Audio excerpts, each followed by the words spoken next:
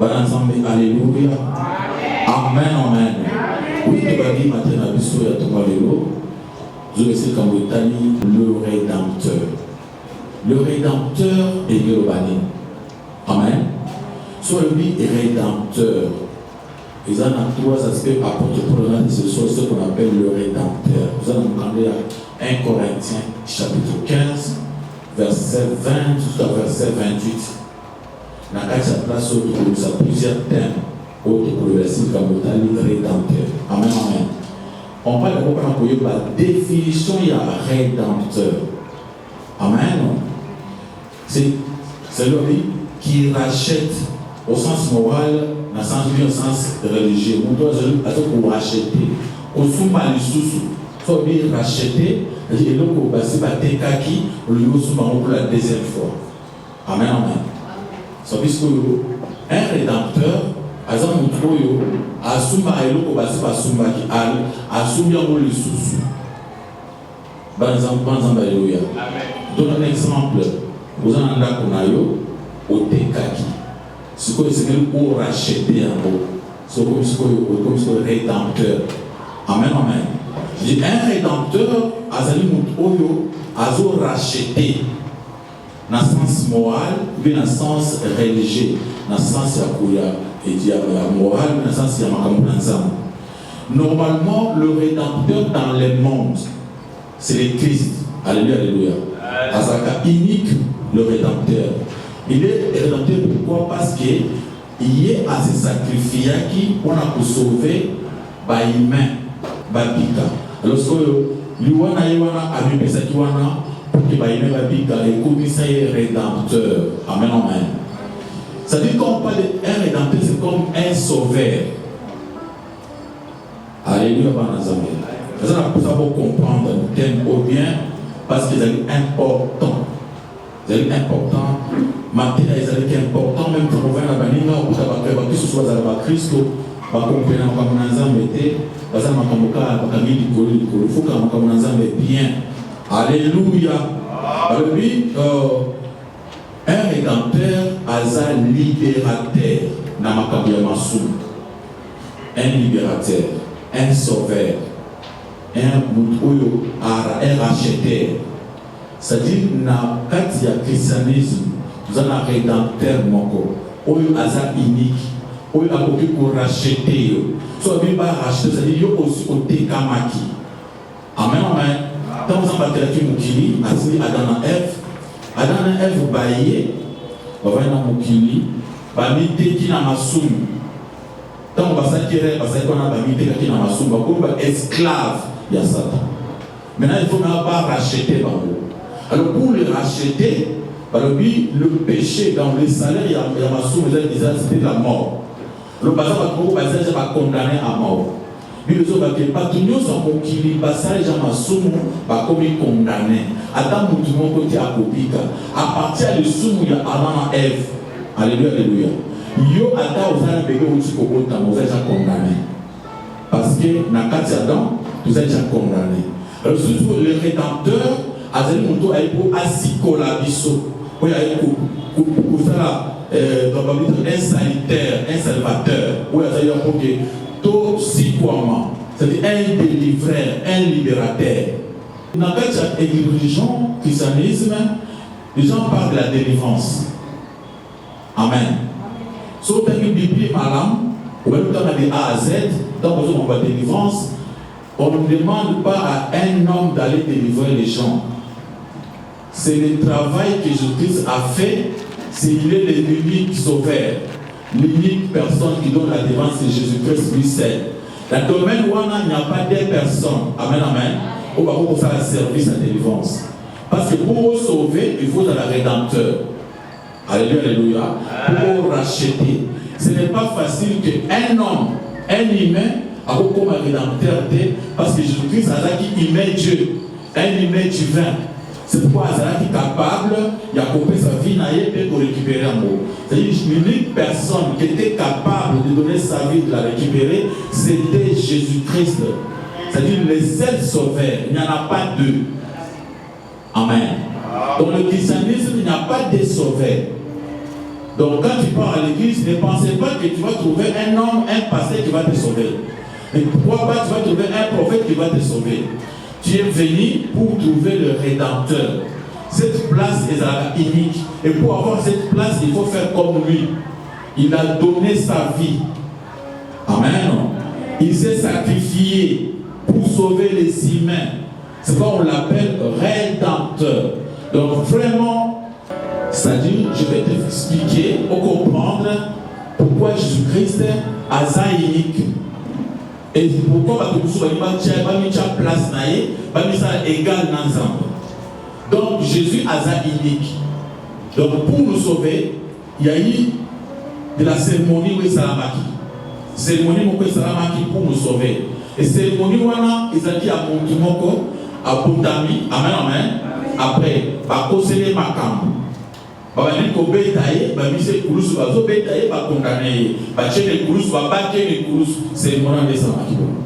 Et dans bah battre les kulusu, malgré bah les kotanga, malgré taillé après à Katimoto.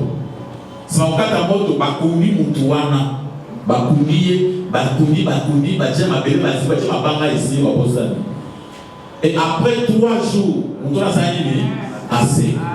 Et dans le fait que avant pendant 40 jours, n'a pas et après Azaïni à Matiriko. Des cérémonies et salama pour la biso de sa délivrance. Des cérémonies et salama pour ma cambonayo et bomba. Pour mon clair dans la vie. Pour que papa blocage et le roi. Il faut croire dans la cérémonie ou à la basarati. Alléluia. Maintenant, il faut croire dans la cérémonie ou à la thé. Les restes, ils sont de l'autre côté. Pour ton monde, comme si ce qu'on a à l'église, on peut trouver un pasteur de Kolanga Boye, avant de faire la moussale à côté du frère. On a passé la série Mafuta, la série Maï, la série Mongo, à Matanangomba, qui ne s'appelle cérémonie Moussousou. Si on va nous croire dans le bilo, on a aux alibanda et la christianisme. Alléluia. Moutani a vu 1 Corinthiens chapitre 15, le verset 20 à 22. 1 Corinthiens chapitre 15, verset 20 à 22. Nous lisons au nom de Jésus-Christ. Amen. Mais maintenant, Christ est ressuscité des morts. Il est le prémice de ceux qui sont morts. Verset 21. Car puisque la mort est venue par un homme, c'est aussi par un homme qu'est venue la résurrection des morts. Le verset 22. Et comme tous meurent en Adam, de même aussi tous rêveront en Christ. Parole du Seigneur. Exact. Mais en réalité, le Christ est revenu d'entre les morts et donnant ainsi la garantie que ceux qui sont morts résisteront également. Alléluia, alléluia. Jésus a Koufaki, a Sekwaki. J'ai toujours répété que nous prêchons un autre Jésus, un Jésus qui est tellement mort. Nous, on prêche un Jésus qui est mort, enterré et ressuscité. Et si vous regardez, un Jésus mort n'a pas de fait. Un Jésus mort ne sauve pas. Alléluia, alléluia. Et vous avez votre Jésus mort que vous marchez avec la Katia Koukoulous ou autant pour un Kingo. Là, c'était mort. On ne peut pas marcher avec les morts. Notre Jésus, ce n'est pas un Jésus mort. Il n'est pas encore à la croix en train de pleurer. Alléluia, alléluia. Il était déjà ressuscité. Et puis maintenant, Jésus-Christ a c'est quoi qu'il est revenu de la mort. Donc, a c'est quoi qui. Et ça dit garantie qu'il y a aux années beaucoup. Amen. Donc, la résurrection de Jésus-Christ est liée dans Nanayo. Le coup là, Jésus était mort. Il fut ressuscité. Cela prouve que les chrétiens sont beaucoup forts. Ils ont beaucoup Amen. Donc quand tu es chrétien, tu vis déjà dans l'éternité. Tu ne vis pas encore pour aujourd'hui, tu vis pour l'éternité. Action aux autres salles, les autres compter pour l'éternité. Il y a un homme intelligent, il s'appelait Salomon. Alors tout est vanité et vanité de vanité. Alors tout, même par mariage, par voyage, l'argent, on peut tout avoir dans ce monde. Après le but, mais c'est inutile, c'est vanité. Amen, amen. Mais il y a une personne qui est venue après lui, il s'appelle Jésus-Christ. Jésus a dit, rien n'est vanité pour ceux qui croient en lui. Alléluia, alléluia. Alors, si tu crois en moi, dès aujourd'hui, si tu crois en Jésus-Christ, sache qu'il est déjà sauvé. Et tu vis déjà pour l'éternité. Alors, acte nous au PC qui m'ont maille à Melaki, Bakofu Tayo Yango, l'éternité. Alors, au dans l'hôpital, il y aura la récompense pour l'éternité. Alors, vers la fin des temps, à côté des mains, même à droite, à gauche, puis après, na beaucoup la bosala qui m'appelle na une et la nuit na éternité. Alors il a même beaucoup la bosala qui malam na la éternité. On ne vit pas seulement pour aujourd'hui. Alléluia. Chapitre la vie dans Bisso et aussi la awate, la vie continue même après la mort.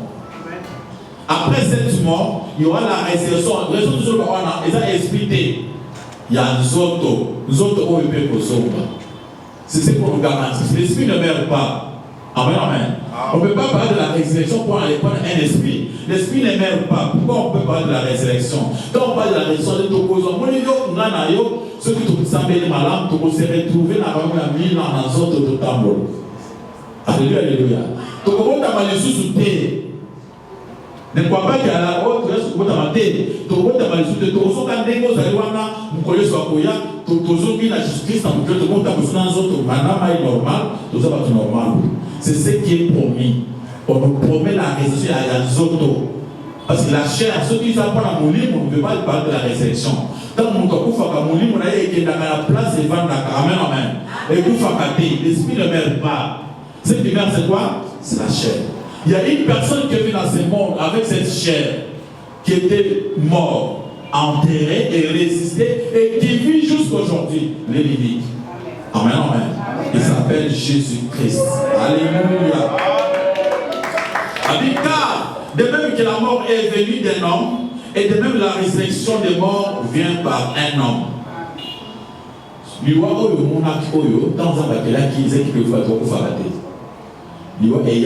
appartient à mon qu'on appelle Adam. Adam a commis la maçon na Ève. Il y a un dessin qui est bateau à l'île au Koufa. Bateau au Koufa, aux la innocent, aux la innocente et bateau au Koufa. C'est quoi Yesu a écouillé. Yé assez à Koufi assez quoi. Na quand il dit quoi naïe, bateau nyonso a conduit l'aïe, bateau pika. Amen, amen. Ça dit les actes pour la bola yoso sala. Alléluia, alléluia. Parce que bateau pour te pour la bébé salaki. Alléluia. Parce que les bateaux pour faire ça, tu es pas dans ma bébé salaki. Les amis pas dans ma bébé à Adam, mais on te crée les lois dans mon kit. C'est parce qu'on continue à Yesu, les lois sont en balmoudi, ce qu'on va Yesu à commission. Amen, amen. À commission mon Dieu, c'est comme une nouvelle créature. Parce que une nouvelle créature, c'est-à-dire à commission éternelle. Après au conseil avec ses corps. Bible dit va dire, oh créature, il va venir dans mon tente. Tout besoin édifice, nous autres mon cocoyo et il a pas battu, il y a ma casse et pour autres, tout ça on va de génération en génération. On ne nous promet pas, il y a beaucoup ce qu'on a esprit. On passe de les choses répéter, mon lit, mon époux fagaté. Le sont les années et donc, il y a ce temps où on va faire dans Zoto, c'est-à-dire mon lit, mon aïe, ça est encore. Amen, amen. Et tous ceux qui vont casser, pour les autres années, et c'est quoi? À la voix de notre c'est pourquoi nous sommes allés tous les hommes, verset 22, tous les hommes meurent parce qu'ils sont liés à Adam. Tokufa parce que tu gagnes à Adam, vous avez progéniture naïe. Le cause est lié à Adam, c'est pourquoi Tokufa. Tous les hommes meurent parce qu'ils sont liés à Adam. Et de même, tous recevront la vie parce qu'ils sont liés à Christ.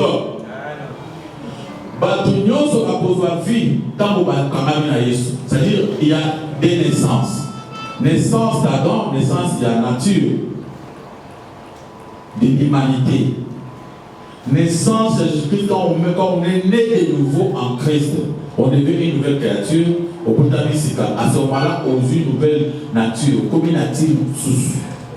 À ce moment-là, à au profit, nous on a eu parce que au côté les mains. Alléluia, alléluia.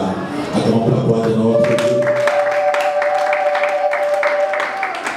Amen, amen. C'est pas apôtre Paul réaffirmer que c'est quoi na Yesu est lié na c'est quoi na biso. Si vous dites que Yesu a c'est quoi qui, et ça que pour Yesu a yé quoi c'est quoi qui dit, et ça pour que yo peut ça ni c'est. Amen. Et donc Yesu a yé qu'elle attaque les autres à c'est quoi, c'est pour yo payer au lieu de c'est quoi. Je vais te dire une chose dans ce monde. Nous toujours traversé, pour un temps, toujours préparer l'éternité. Mais il faut que dans cette éternité, qu'est-ce qui se passera? Amen. Parce que la résurrection, quand on parle de la résurrection, il faut que même Batu Oyo, alléluia, alléluia, ça met la tête, aussi qu'on peut prendre un jugement. C'est-à-dire, parce qu'ils sont comptés pour l'éternité. Amen, amen. Alors, apôtre Paul, on a 1 Corinthiens chapitre 15. Parce qu'il y avait des gens qui ne croyaient pas à la résurrection.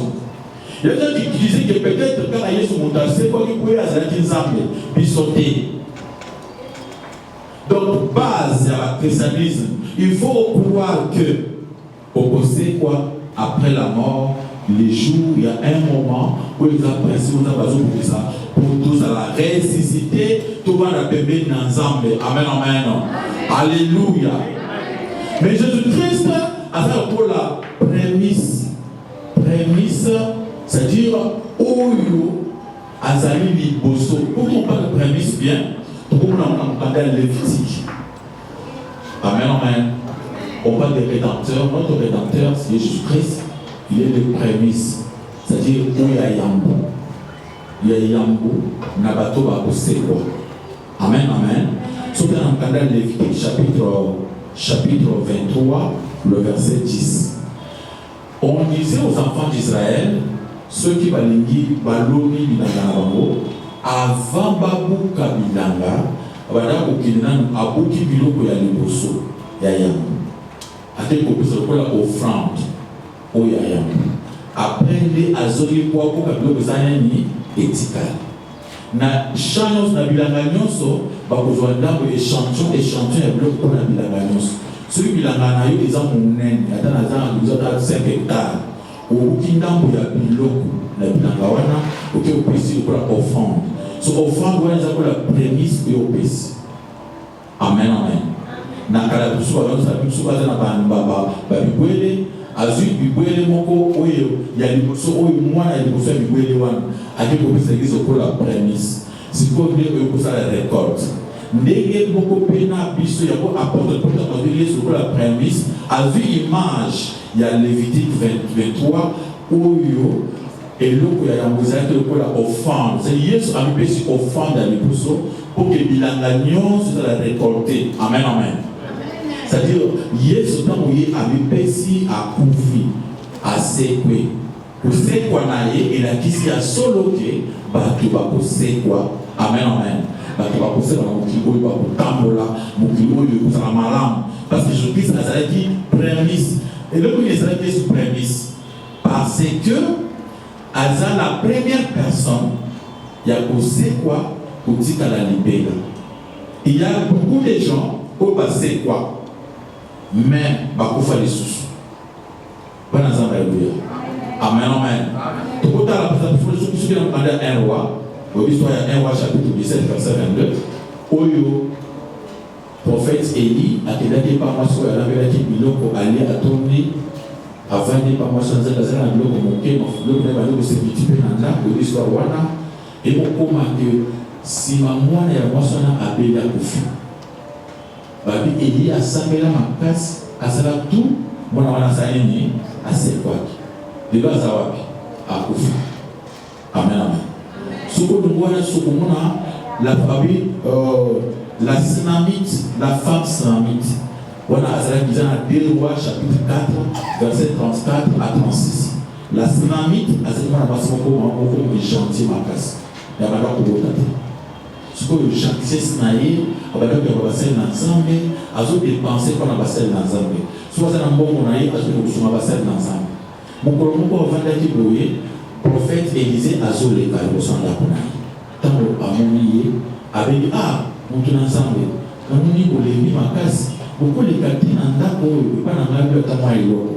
L'hospitalité ça sauve beaucoup de gens. Amen, amen. Kokaba kuyamba et ouvre la porte. Mwana mwasi nazali na problème à kokota ake koluka kosambela na ngomba te. Laisse-moi demander aux hommes de Dieu du passé. Voilà quoi que pas na bolia. Ba homme de Dieu na bazanga ki bongo te. Bazali ba grand prophète de Dieu. C'était quel prophète? Prophète qui? Élisée. C'était un grand prophète. Et tant que le bazali est fatigué, maman wana appelé ba monanda. Tant que coach nanda a pesi ba mobalia. À l'embelli bango, petit avait d'abord fait un travail pour les hommes de Dieu. Il a préparé à servir ba monata. Si maya bango kolia, amen amen. Tant que bali ba tondi tala bien, tant que tala ba tonda para pour ça bolala. Surtout les qui au lit, pas plus ou pas repère qui toque au lit bien, ou comme fatigué, encore bazali pas pas ya bazo de cancer. Maman le dit, attendez ah, bateau mobile pour moi kuninga. Aibisi mobile naye. Na mwito tunanda kumoko likolo awa. Chambre moko monene. Toko shema tant bateau pour le baso, ceux qui bazana nzala, toko bisa mo biloko kolia. Ceux qui bali na kosenga bango balala ta awa se reposaka. Ben depuis le fois que je voyage après repos. On va les faire, non madame, pas de problème, parce que dans bon, on a bon, bah tenir ma chambre, mon lit, c'était parce que moi étage au lit, bah c'est une chambre, bah c'est une place pour les hommes de Dieu là. Et bah toi on conçoit bah zonia, bah c'est vraiment flat. On conçoit bah les sous-sous, bah début c'est vraiment les sous. Bah la belle bango, bah maintenant on a chambre, au bout c'est reposer ok, bah c'est reposer. Quand on va tailler boulant, moi on a moisson à salir bango. Et il s'est battu la vie. Oh, il est au coin de tout le monde. Tout le monde peut essayer de faire. Azana mou, azana nyonso tout pour ça la vie pour la haie. Babéni, maman, ni tout pour ça la vie na série bien de l'autre côté. Nazana pour ça l'autre na vie.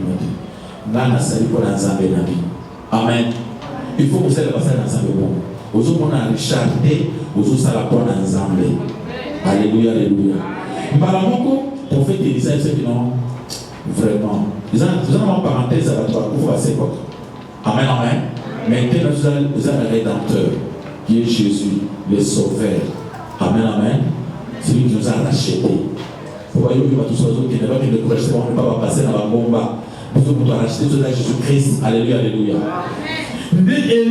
Élisée a eu ce moment, moi aussi, année prochaine, dans ma lobanangaï, tant que l'année prochaine, il y a un cozoisé, mais tout le cas, tout le monde. Alors, il y a un zengi bino ya moté, moté au cosangaï. Ok, réponse naïe. Cela veut dire quoi? Quand quelqu'un fait du bien aux hommes de Dieu, quand il fait du bien au nom de Dieu, même s'il ne veut pas la bénédiction qu'on a donné en commun. Alléluia, alléluia. Vouloir ou pas, quand tu fais du bien, Dieu te bénit. Des masouana abotamana, l'enfant là, assez abotami, abadi kokola, mokolo moko mwana wana kofi. Tama wana kofi, moi ça na le bateau.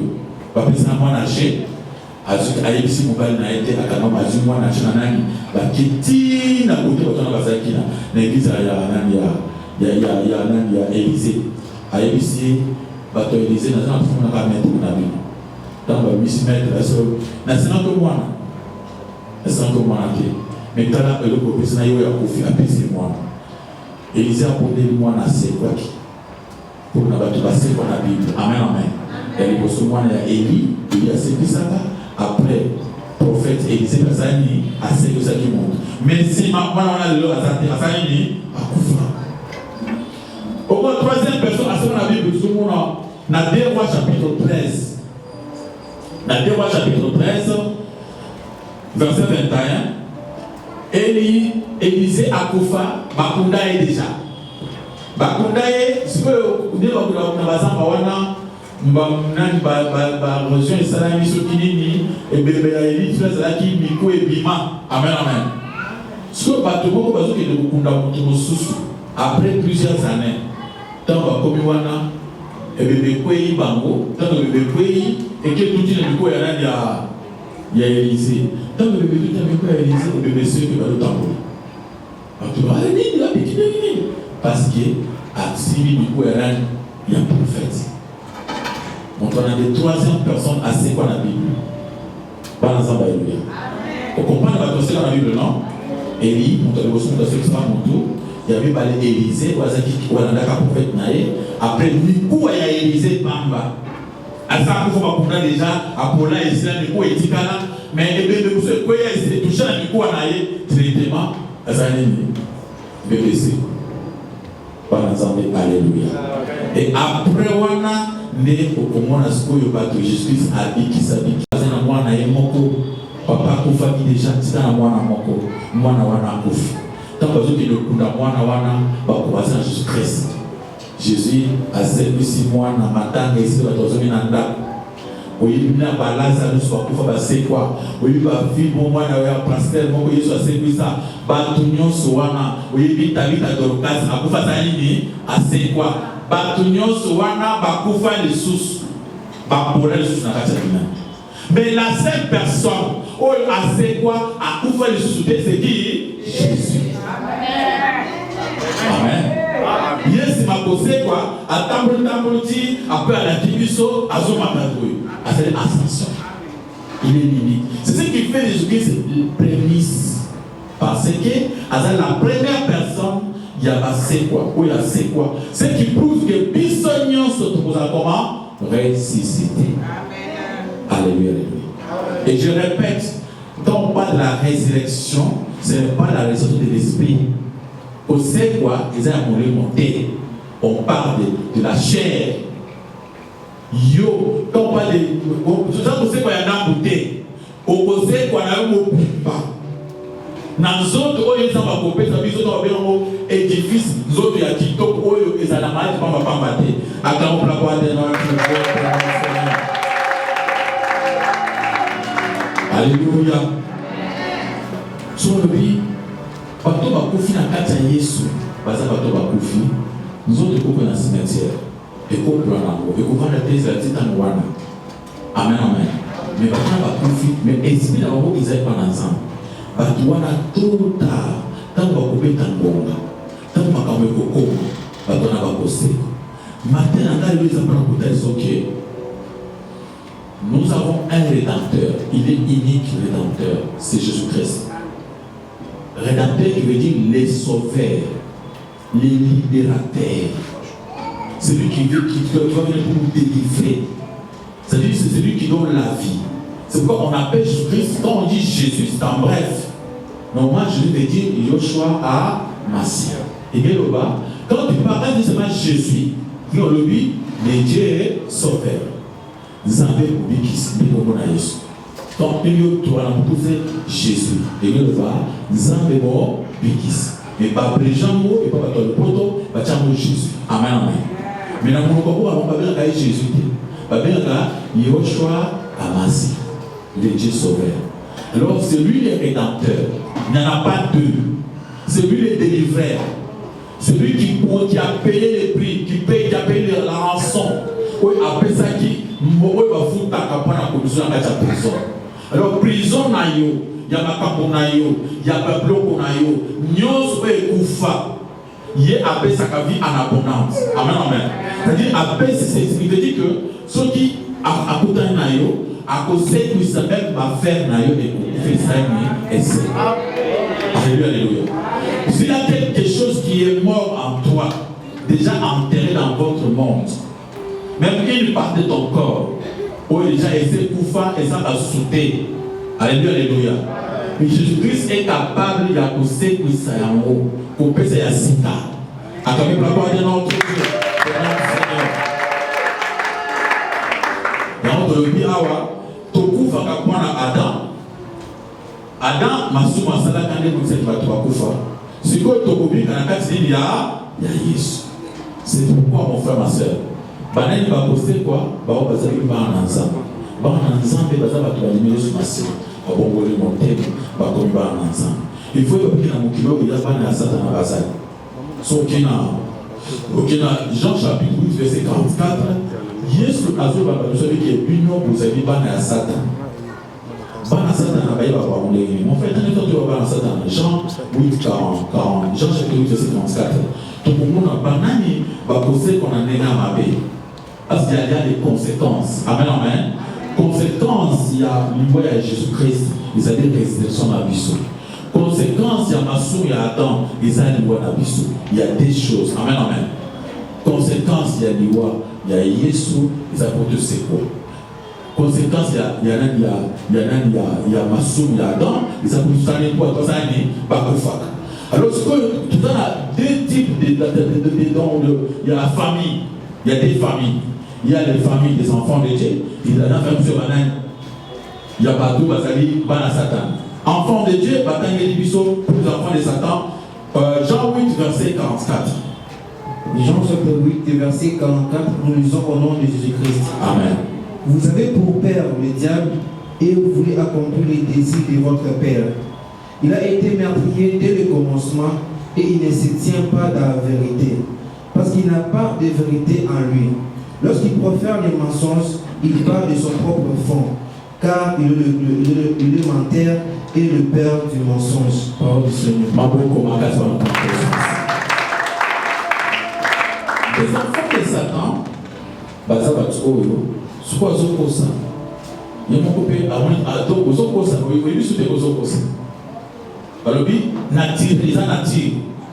donc, tant bazokosa ils ont naturellement. Donc, azokosa, il y a beaucoup de pays sur azokosa. Donc, azokosa c'est comme le cola yé mon priva. Et on dit bazoloba, bana Satan na bakosaka, pour Satan na zamuto lukuta. Pour kosa na bango, ezate qui basa est forte. Pour kosa est comme naturel. C'est pas mon frère tout et puis tout takuna. Photo boya nous allons voir nani ya Satan. Moi, je suis en train de faire un alléluia, alléluia. Je suis en train de faire un Satan. Donc, il y a ce que la posée qu'on a eu sur notre partie. Pour la posée, quoi, comment on ensemble, comment on a dit, la vérité. C'est un problème, attends, ils ont ma mais tu dis quand même la vérité. Mais moi, dans Satan, ils ont un mensonge. C'est-à-dire, moi, tout ce n'est pas dans Satan, ce n'est pas dans l'ensemble. Et c'est que tu es pas solo, tu es pas la vérité. Alléluia, alléluia. Donc, tout comme Adam a été géniteur de tout ce qui meurt. Donc, Adam a été géniteur, c'est-à-dire, quand il y a battu sur la koufa, il y a le Moutunios, le Kolangana, le temps que vous avez pas Adam. Mais vous n'avez pas Adam, le droit est déjà confirmé. Amen. Osa bisu, osa date, mwana azala mwana moke, azala bébé, azala nana to asali la toni mutute, azala condamné pour abotami na kati Adam. Masumu wana ya Adam esi kanga biso déjà na mbotama, kata mwana kuta na mukili. Ma akwasa kumto masumu. Amen, amen. Alléluia. La Christ est celui de tous ceux qui résistent, de tous ceux qui resteront pour une vie nouvelle.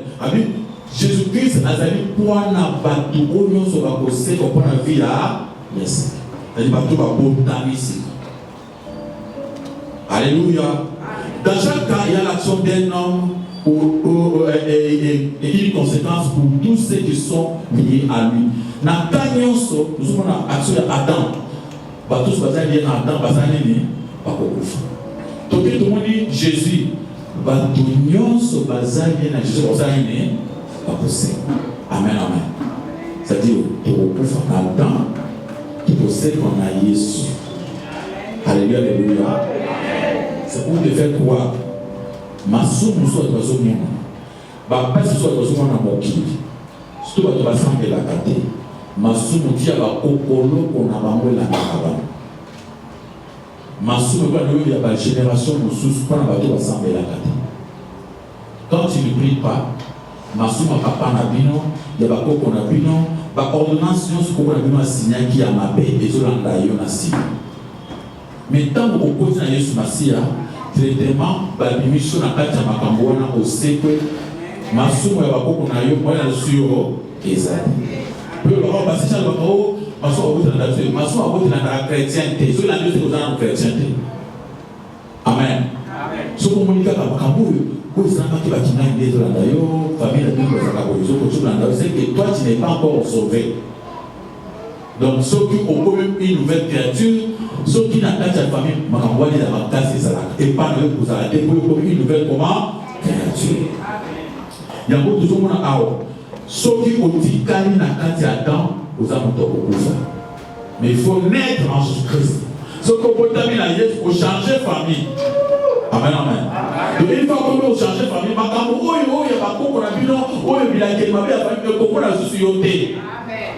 c'est pourquoi ce n'est pas facile pour un chrétien ne peut même pas prier pour la nation au quotidien. Parce que déjà, le fait d'être chrétien déjà, pour se changer de famille, c'est ce qu'on appelle la parole de l'année. Ma belle est parole pour la yo.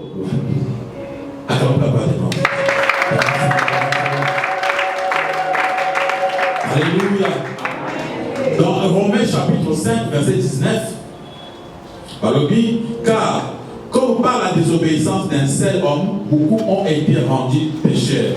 De même par l'obéissance d'un seul homme, beaucoup seront rendus justes. Alléluia, alléluia. La désobéissance d'Adam est comme ça vu sur l'obéissance de Jésus-Christ est comme sur la sainte. C'est pour te faire croire que au Covid pour un misala malam au salaka. Amen. Au cours de mon l'apôtre Paul a battu à ça avec ma casse. Mais tant qu'on a dit que Jésus a été de l'eau là. Mon Dieu, a dit que mon Dieu a dit que Jésus a été en enfer. Maman, vous avez dit que vous avez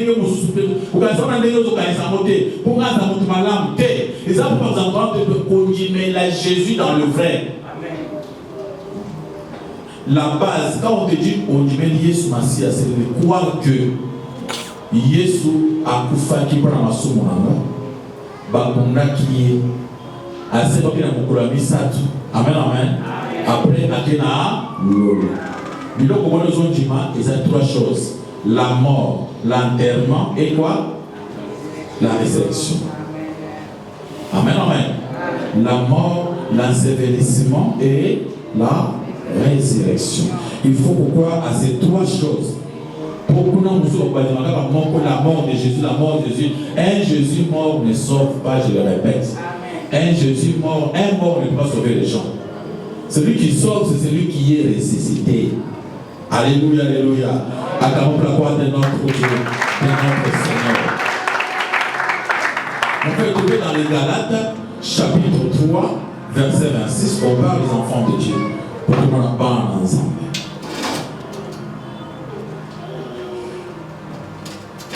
Trouvez Galates chapitre 3, verset 26. Car vous êtes tous les fils de Dieu par la foi en Jésus-Christ. Vous êtes 29.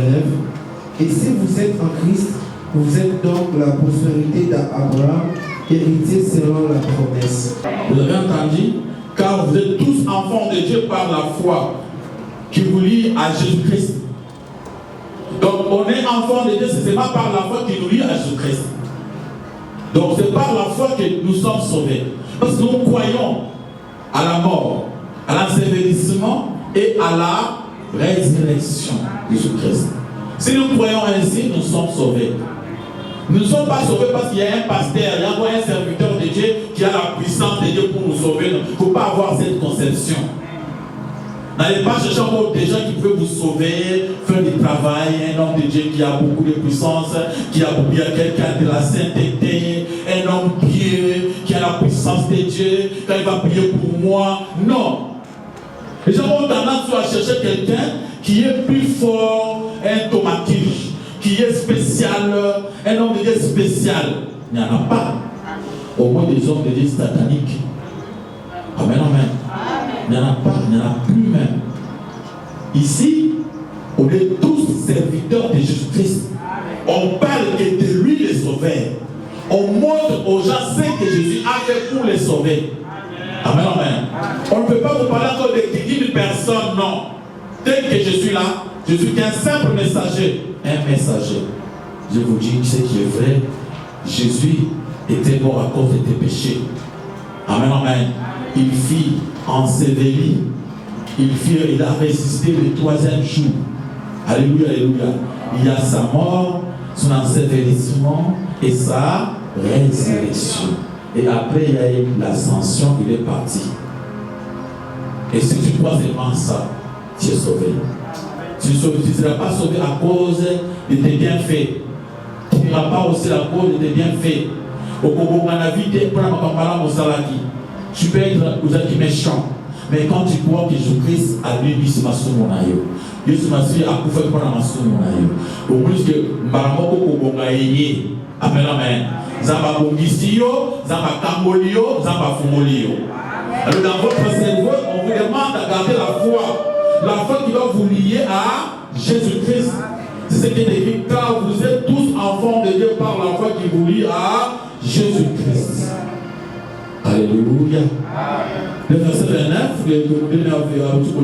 si vous appartenez au Christ, vous êtes alors les descendants d'Abraham et vous recevrez l'héritage que Dieu avait promis. Une fois vous êtes devenu chrétien ou comme chrétien, maintenant vous dépendez des descendants d'Abraham. Les descendants d'Abraham, Bazaba Oyo, Bakobika, amen, amen. N'a pas promesse d'Abraham. Cela ne dépend pas de nos bienfaits. Amen, amen. Ce n'est pas une mérite. Ne cherche pas à mériter les choses de Dieu. Ça ne se mérite pas. Et le mettons dans le lit, c'est que c'est qu'on mérite. Je vois des gens qui cherchent à mériter. Les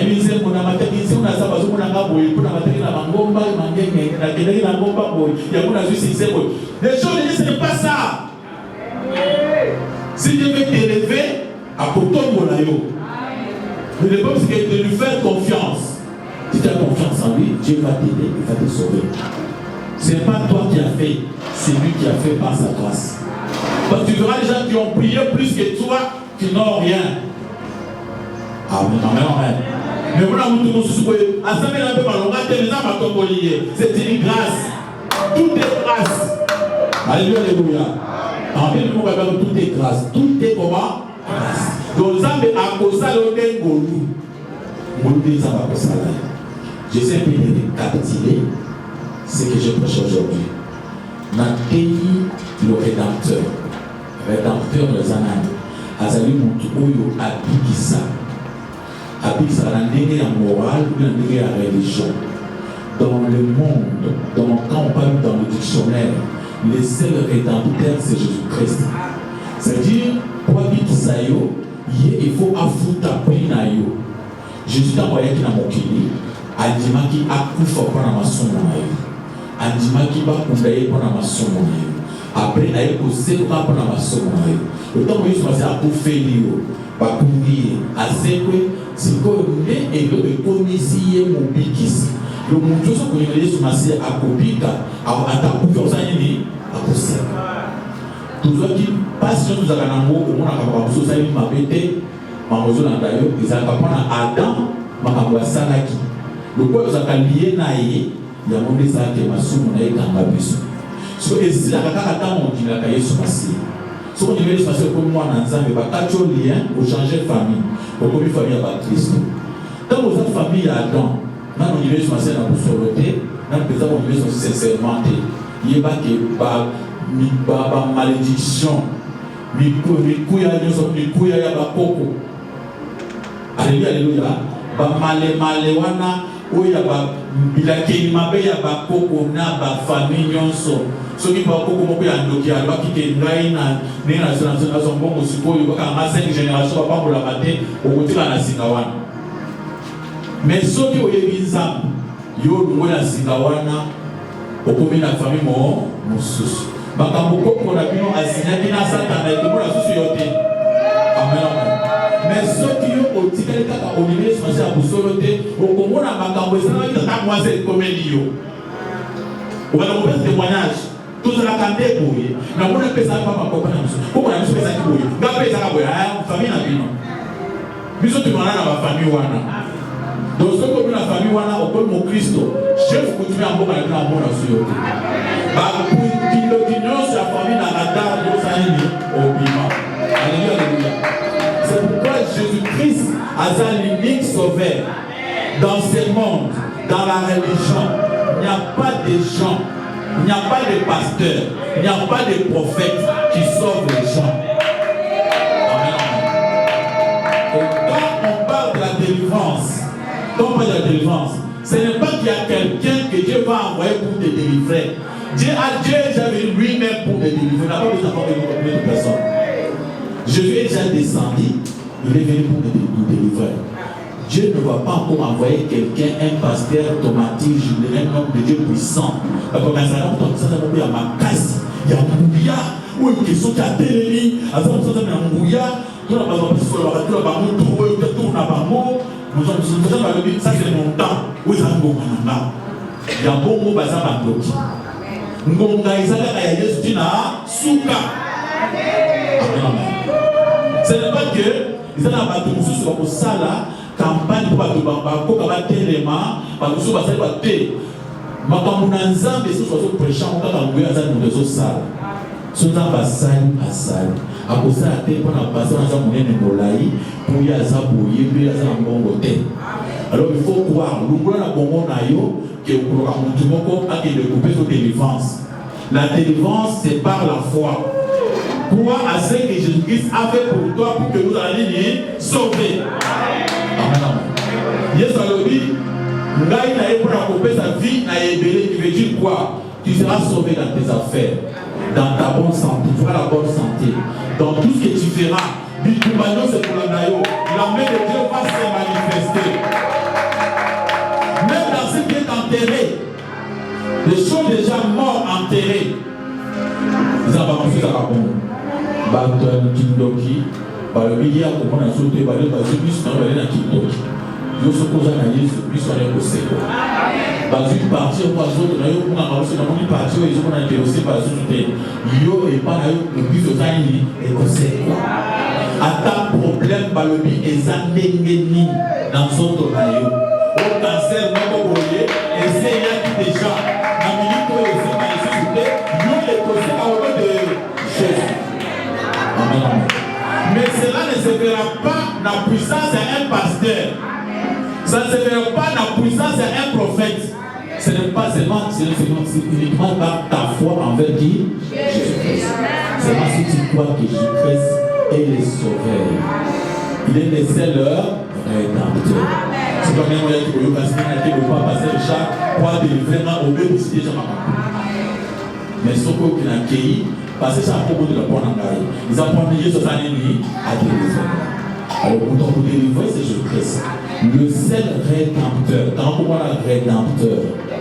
Rédempteur. Quand on Jésus est rédempteur, ou à sauver, ou à couper qui s'appelle Jésus. Parce que la Bible va l'été. Alléluia. Et dans les combats spirituels, on n'a pas besoin de connaître beaucoup d'autres choses. Ce qui nous intéresse vraiment dans les combats spirituels, c'est de connaître le rédempteur. Amen.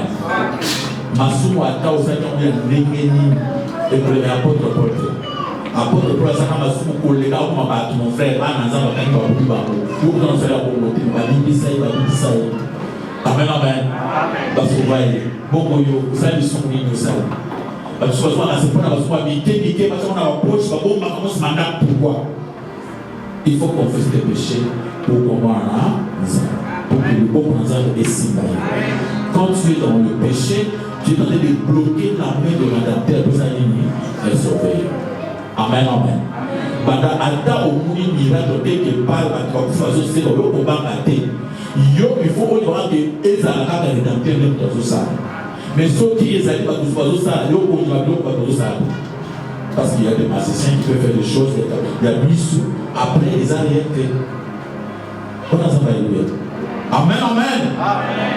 Avant de continuer, dans le pasteur Moko a prêché, dans ma terre, il y a un pasteur tellement belle. Azul Balobi, ceux qui ont oublié parce que n'a aucun dit mon grand singate au bout du monde. Il faut tuer ton adversaire. Ceux qui ont oublié l'adversaire n'a pas. Ils allaient passer au bic. Tant qu'on a philosophie, il y a pas grec. Dans un livre, il y a 48 pouvoirs. Il y a 48 pouvoirs. 48 lois de pouvoir.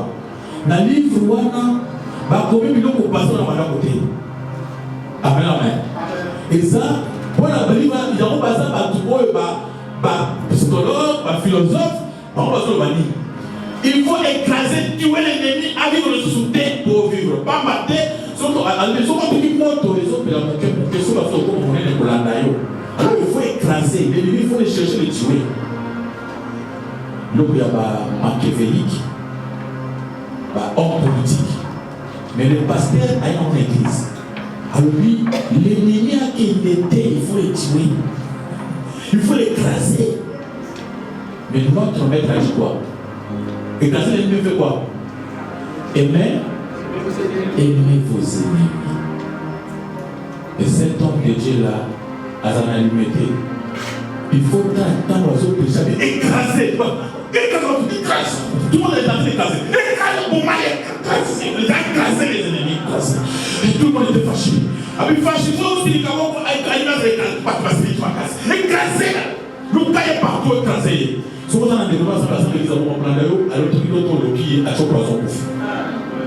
C'est à l'autre, on fait l'ennemi est parti. Donc, on est peut-être d'autres gens, ils avaient la faute. Amen, amen. Mais nous, notre maître, il nous dit des choses opposées. Alors lui, l'ennemi, il faut l'aimer. Il ne faut pas l'écraser. Alléluia, alléluia.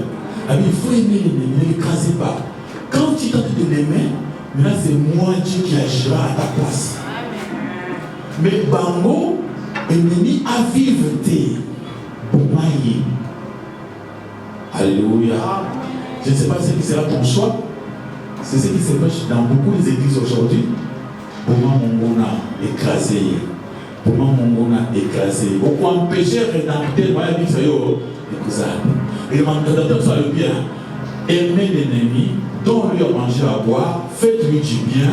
Maintenant, moi-même, je combattrai à ta place. Ma boko, ma casse, ma boko, commence à prier. Seigneur, n'ayez pas yo comme rédempteur. Non, on va tout souper.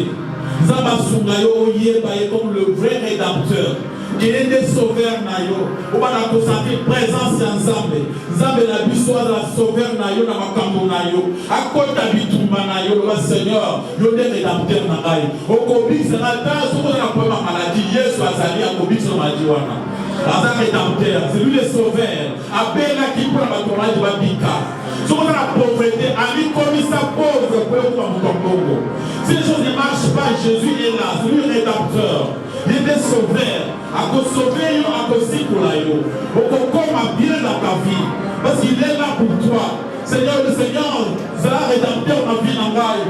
Pour la vie sangaï. Na problème, autant de problèmes na yo. Si vous avez un voyage, il y a maladie, il y a mariage, il y a assez pour ça comme un campo. Si les choses ne marchent pas, il est capable. Il y a tous ceux qui savent pour présenter comme ma casse. Semble la bien-aimée. Béla pour les soumassis à leur rédempteur. Ça veut dire que les rédempteurs à qui t'as ça la bombe inayo.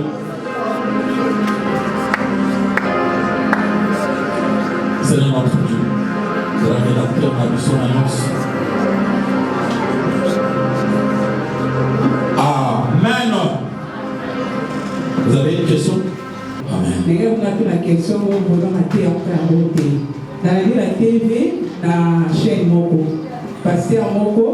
Quand on a la chair pour aider nos familles, et la soeur, on a fait un mot comme l'équipe de Bosso, nous sommes assis marquette, nous sommes assis dans 5 minutes, nous sommes assis dans Bosso. Soit disant, au petit cadeau pour la mango, Machoum Masala qui va être dans la pratique de la Kidou.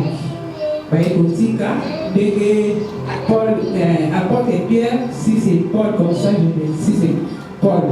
Le débat, on est au tout, il y a Machoum Masala, au petit cas. Alors, bafungola yango publiquement comme ça, muta loba. Oto bana osela bo. Oto kumela kabatu. Oto kanga batu. Oto kanga famille, bata quartier. Mais dire dans la caméra, nous avons de se exposer. Mais on a dans une chaîne de sources, pasteur maman moko ayebeki liboso bazodélivre ye alobi nga nazosala oyo bible elobi totika ndoki avivre te il faut koboma ye alors place yo oza telema atebisa saloba zwa moto totinela demo aza na kati ya mama oyo akufa tokoma ye so demo azorépondre ye kobomanga te pardon bimisana kobomanga te abika nazosala kaka oyo bible elobi ndatideli ye moto aye akufi anamusisi ya wana yebisi ye ma fille a été guérie na uti musika akobondelo bitumba na bilisio na bona badoki nyonso parce que olobi nini eza osala pena bible. Merci. Il est vrai que quand on va prêcher l'évangile, bato basali bakisi basali basoloka bakende mpa basali na nzambe badepose biloko na bango basali na nzambe batumbi yango e bato ntango batubelaka na miso bato nyonso te bakolopa mosali na nzambe otoba pasteur na azaki bokisa na aza boye pasteur atali yango secret pasteur azwi batumbi bokotobe na miso bato nyonso te parce que la science okiti oyo okomo science ça veut dire connaissance. Amen. Ils ont koyeba la connaissance. Ceux qui nous ont télémis ao abali ko expliquer biso ndenge baloka muki nyonso ayoki a komindoki. Oui, pourquoi? Parce que ceux qui ont en pratique textuellement au super oyebi kidoki, ça va continuer kidoki. Pourquoi mon Christ ndenge ni seulement aïssa ko ma Christ ndenge asalaka ta mon jimiango okomi kozala ba prière za bazani azosa. Ndenge pe okoyo avec kidoki ndenge wana. Bataliso bali kosala pe bali kokumbo. Il faut faire attention bazana méthode moko ba montagne sa science qui bazokosa ke moto tous les jours année montagne sa science qui pour ami ba mo to ba tant tous les qui ba to e ko naya ba naya ke pa pasteur les apôtres yo ka ko e pasteur oyo akota ki na kati wi pour ça ma ko pasteur oyo akota ki na kati akiko buka abi na ko sambela na ko so pour délivrer c'était un grand mensonge. Lui, nous avons dans l'Ancien Testament, côté quand nous avons vivre dans l'Ancien Testament. Lui, nous sommes dans l'Ancien Testament. Dans le Nouveau Testament, c'est ça qui dit nous avons momaillé. Dans pourtant, et dans Jésus a dans Matthieu chapitre 5, dans verset 18, il va dire boyo kaki kalake. Pour moi, mon a écrasé. Kobanda lelo, kusala ko lisusu. Amen, amen.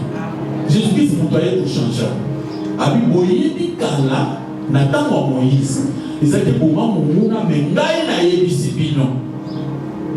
Linga mongo sele bola sambela pona ye soki aza na nzala kende kotali na pesi ko bakulia aza na hôpital kende ko visiter ye. Sele bola mongo.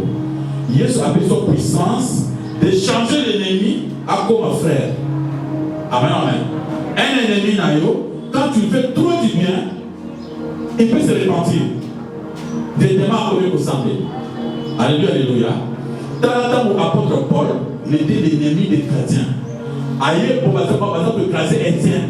Dans le besoin d'Étienne, Étienne a lobby, n'a limbi si bino, n'a limbi bino, Zamba Kabino Mao. Traitement, plus tard, quelques années plus tard, apôtre Paul a levé Saoul à combien d'années? Mosaï Nazan.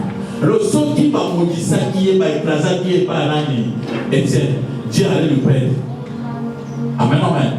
Donc, parce qu'il y a qui dit que c'est pour ça, parce que c'est qui d'autre. Il y a ça, vraiment, il y a ça. Et donc, il s'est what? Il s'agit de ça, c'est qu'un image sur Christ, à tous les gens qui ont c'est que ça va s'aimer à servir. Ouais, ça va pratique au kids. Pour penser là-dessus. Puis ça va sur micro. Papa Marie, tout d'abord, quelque part, on peut déjà le poste là où tu connais. Sauf que par exemple, mon bonheur là, on peut vivre là ici comme encore. Dès qu'on ne peut pas dans un peu de la c'est-à-dire fois on se pose dans la société, dans la loi, on a un voisin et tout ça. On s'aligne dans ce qu'on a mais pas naïe, on a des marches aux autres à donc pour naïe, moyens athées. Mais moi, dans ça, je suis pas. Continuer à toujours pour avoir un problème dans mon moyen, on bien pour ça. Et on doit être même pour écraser dans mon âme. Tu vas suivre ma campagne. Alléluia, alléluia. Mais tant que vous êtes comme mon s'il faut être mal à l'aise. Munguna ce n'est pas un ami. Munguna c'est un oiseau cholayo. A fingio, a commis son pamba à sa côté. Maintenant, après son kanda, vous avez un azana nyonso. Ba mawa ba kanda tu ba izana kasi. Tant après son kanda, tant au zongi yo moko, robité, vous avez na d'ici. Na china wa boko na yo. Vous avez ko na na tuba wo. Dit ozo na motema yo ozo boya osa o sepele ya una passe. Ozo boya ke ya nyokwa. Maman, tout ça est fort dans le monde de connaître sa vie dans l'histoire. Si tu as vu Munguna, ce n'est pas n'importe qui, ils ont une preuve. Et peut-être que tu as vu des Konayo. Soit des Kona, soit des Kona, à Zarata, côté, n'a pas côté, vous connaissez, mais Bozana, la famille Moko, n'a pas Moko. Il y a personne à droit avant d'avoir, il y a personne à droit avant d'avoir. Alléluia. Munguna, là, vous restez Munguna, Zana. Mais l'homme aura prélevé les gens de. Si à cause de ton frère, faut pas même mobile d'ailleurs comme mon frère, faut pas moi ça comme mon frère. Il y a des choses, amen, amen. Moi les mobile d'ailleurs vous allez bien, vous allez diviser, vous allez bien. Pour un moment mon coboyer, mobile a changé. Amen, amen. À combien d'ennemis d'ailleurs? Au moins maman va soutenir le plus c'est fort, nous c'est ici va soutenir. C'est quoi il faut parce qu'on a pas vu dans mon monde, il faut aller là. Ce qu'on peut faire pour l'ingénieur, on a plus tard pour l'homme du monde, on a besoin de la normale. Mais qu'est-ce qu'on doit faire? Quelle que soit nos siens postales, tant qu'on se la aussi, tant qu'on se dit, au coup on a pas réserve, au coup on a pas secret. Amen, amen. Ce qu'on dit que place dans un monde, quand battre la banque en ailleurs, pour y aussi la vie au monde. Mon bon ami, quand la vie te coûte la monnaie, la situation pour un voyage pour auquel on peut nous nommer, on a un peu de ressources dans l'aéroport. Parce que il y a ici déjà avec le porte. Mon bon ami, on peut lui mettre ça pour se vendre wana, à pour le dire pour maillot pour ça yini à faire. Mon bon ami, c'est vrai que on est na mala hôpital aux obés. Après c'est vrai que on est dans le mort. Mais c'est vrai que le porte à se faire. Alléluia. Alors qu'est-ce qu'il faut faire? À chaque instant pour se péter. Il faut pas vous garder, ou pas éviter, ou beaucoup manger, ou comprendre que combien à ta zone, vous faire la chose, vous le contrariété. En même temps, aux autres semblent là. S'il y a une occasion de créer distance, il faut créer. Mais s'il n'y en a pas, tu vas te demander sur la vie de te protéger. Toi, ne pense jamais du mal à lui. Parce que au bout de la vie, il va dans la carte. Maintenant, pour toi, on va dans la carte, il va dans la carte, tu vas dans la carte. Ne pense jamais du mal. Et Dieu soit lobby, ça l'a pris comme qui? C'est yo aux Mona, on nous l'a fêté qui n'aille à Oumayo. Si tu joues, Mona Bila, donc on est sans une chose. Mona Badé, Maté à Koyote, Madote Anan, yo. Mona dans le sein des peuples là, pour des fois, on s'en fout, il y a assemblé dans l'église en Binoté. Yo ne Badé. Aux Olingaye, en même temps aux appris dans. Mais Dieu doit apprendre à pardonner. Quand on parle de bien, réponse c'est pour la maman d'Abisso. Alléluia. Yes, à l'Obisso, on doit s'aller au Mabé. On lui dit combien de fois par jour? Amen. Combien de fois par jour?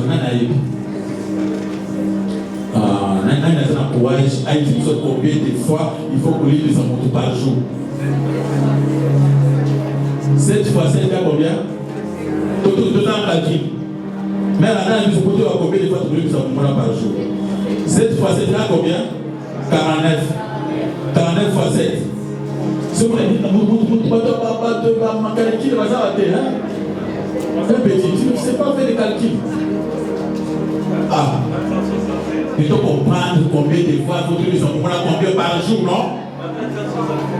Donc, et vous faites 7 fois 7, 7 fois donc 7 fois 7 combien? 49 fois 7. Fois 7. Hein? Fois 7. Voilà pour le mot quoi? Fois 7. Là, c'est 6 heures. Fois 7, la soupe.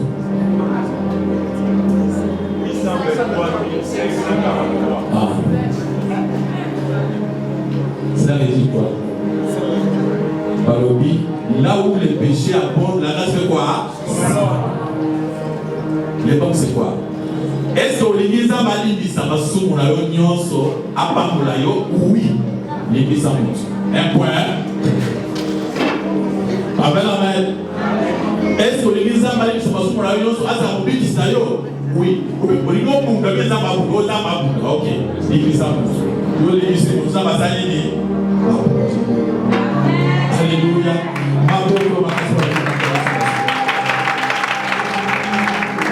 Il y a une dernière question, c'est à rencontrer mon copain. Si vous avez une dernière question, je vois qu'il y a une question maman posée pour nous. Amen, amen. Bien aimé, nous sommes tous un problème pour Ndaka. Amen, amen. Tout Ndaka. Et comment l'ennemi a tenu la place de Kabozara qui est à l'ennemi. Amen, amen. Et le mieux que vous avez dit, c'est que vous avez dit. Alléluia. Ma coco, ma casse, ma